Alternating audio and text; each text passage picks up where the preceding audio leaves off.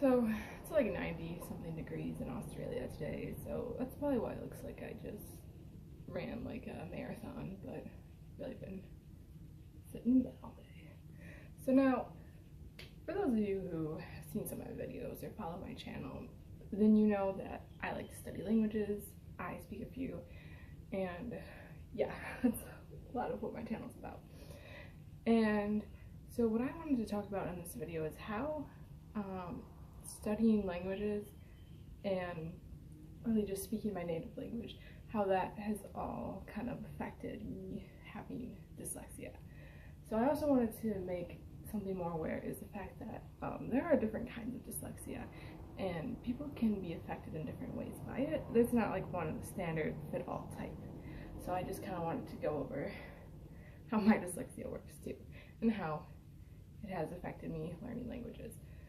So now, I remember for a lot of the majority of like school, I've always struggled really with math classes, especially geometry and chemistry classes, science, anything really having to do with math. Like algebra was alright for me, but once the equations got more complex, just trying to remember them in the order, I always did horribly at, and I would go home and I would study for like 6 hours and get like a D+ on the test.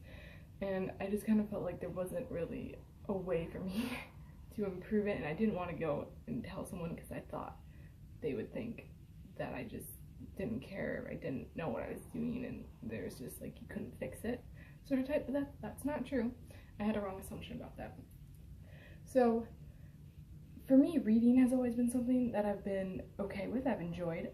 I still have, problems with mixing up certain phrases, per se, words. Reading out loud is a bit worse for me. I tend to mix up syllable patterns. I'll say the wrong order of them. Speaking is something that's difficult for me. Trying to say what's in my head and that, it doesn't come out the way that I want it to.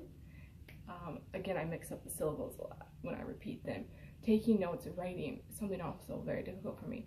So, now when I have to take notes, like I always remember like at the university too, when the teacher or whoever's talking and I'm trying to copy notes, I always start writing the word like backwards, starting with the last syllable and then going to the first, and I usually always catch myself, and so I always feel like I'm trying to write really fast just to keep up. And so spelling, mixing up the letters, I can't really spell, I would say, in any language. It's quite difficult for me. Also, like I start my letters, most of them, not like, I guess the normal way to write them. So I think you start from the top, right? Yeah, I can't really, S's always from the bottom. The easiest way to start for me, I guess, is anywhere, not always the top of the letter. So mainly I just, writing, listening, speaking, math was hard for me. So now my first foreign language I started learning was Spanish, and that was in middle school when I was 13, I would say. So I never really associated Spanish being easier for me than English. English is my native language. I didn't mention that already. And for me, Spanish was something I always wanted to learn, but it had its difficulties, different than English. I really didn't think too much about it. I started taking Chinese in school when I was 16, and I knew that when I started taking Chinese, it was going to be hard. I was going to have to work really hard to get, good grades, and it wasn't an easy class. Then I started, and it was easier than I had expected, and I did have a good teacher, but it was an intensive class. And I didn't really understand why I was getting better grades in Chinese than my English class. And I didn't understand, I knew since I had already studied a foreign language, once you pick up another one, the process gets a little faster, but Chinese and Spanish aren't related. They're not in the same language family. So then I started thinking about it more, and I was just like, I don't know, something's not making sense. I mean, Chinese isn't an easy language for me, but it's easier than I thought. How is that possible?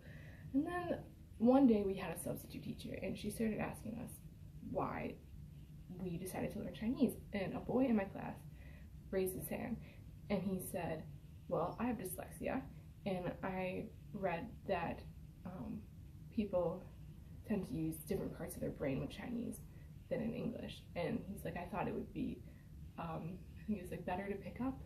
Don't remember his exact words, but like as soon as he said them, like a light bulb went off in my head, and I was like, wait a minute. So then I started thinking about Spanish, and I knew Spanish had been kind of easier for me to speak. You know, it took a while for me to get the pronunciation, but I realized that I wasn't having as many struggles in Spanish, maybe because it wasn't like my native language. It's hard to explain, but I always just kind of thought of it as I'm not dedicating as much time speaking it as I am in English, my native language, so that's why I'm making less mistakes. So by now, 8 years later after starting to pick up Spanish, I've been using obviously Spanish, and another language I've picked up would be Italian. So I use these on a daily basis. I speak Italian every day, all the time, and when I speak, I don't make the same mistakes as I do in English. I have, like I said, I have problems spelling, I would say, in every language, maybe except Chinese, since you don't use the English alphabet. So spelling and writing, I'd say I have the same problems, but speaking, I don't have any of the same problems, really. I can think of like one time I made a mistake in Chinese that I normally make in English with mixing up the syllables. I said the characters backwards, and that's one time, the one and only time I can think of a mistake I made when it came to speaking. Obviously, my pronunciation in different languages isn't good, doesn't sound like native speakers, but I'm not mixing up syllables, so that's something that I've always thought was interesting. Now, another language I study is Greek, and at first I thought I would never understand the alphabet. I thought it was going to be hard, and I thought I'd probably just kind of give up. I don't speak Greek super well. I've kind of always went back and forth on studying it, and so the alphabet I actually picked up a lot easier than I thought. There are times where I have to say like, oh wait a minute, like this letter looks like this in English, but it's actually not. But that's really, I think once I study more, it will come and these things will pass. Now, I don't really think, when it comes to the language I speak, a lot of them use the English alphabet. So I think Greek and Chinese are the only ones where the alphabets are different for me. Or it's not called the English alphabet, it's called something else. I don't remember. But anyways, yeah, I think something that's also given me a passion to learn these languages is the fact that I'm not making as many mistakes. And I know for me in English, whenever I've had to give a presentation or read something out loud, it's always been something that I was always really kind of worried about, or something I had to rehearse endlessly for.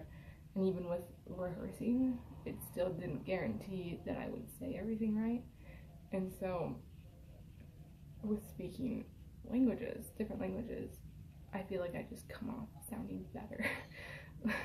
Like it's a bit hard to explain because I know I'm not making, what I want to say is what I'll say. And whereas English, I don't know when I open my mouth what's going to come out.